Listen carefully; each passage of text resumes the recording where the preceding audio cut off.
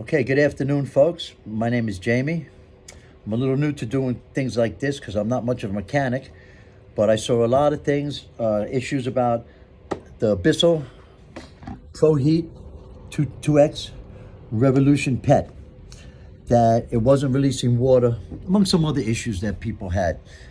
So I started watching videos, and of course I asked Google, and I got a lot of information about what the potential problem could be. So before you all go and start taking your machine apart like I did, because first thing I did was I removed the fenders here. Then I took the front cover off. Then I went underneath it and I took the brushes out.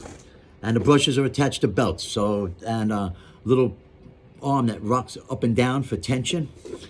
And I got about halfway through when I noticed a problem which seemed really easy to fix.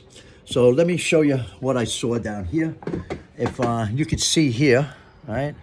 Now, I can't zoom in, but underneath the brushes, okay, is this little line in here of, I can't call them anything but nipples, all right? Like I said, I really can't zoom in well here, but if you could see that, it's a little plastic row of nipples in here, right, that releases the water, okay? If you could see that in there.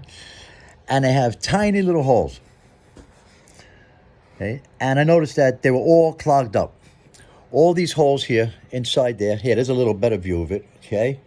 Okay, so you see them right in there, right back in there. Okay, it's a little line, goes from one end to the other. So before you go taking the whole machine apart, I noticed that they were all clogged up.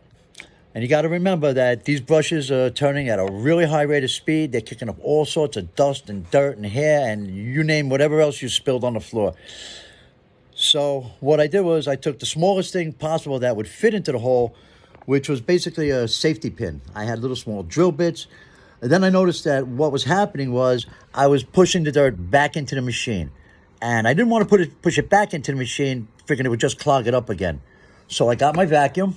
Okay, give me 1 second here. And I said, forgive me, I have my vacuum. Now, your vacuum comes with all the attachments.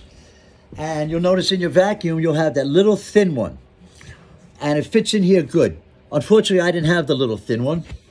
So what I did was, I took my nozzle and I taped it up.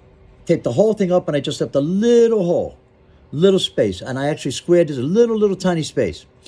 Mind you, I already had the brushes out, so it was a lot easier. That's why that thin, narrow one, that's like a little rectangle and angled, that's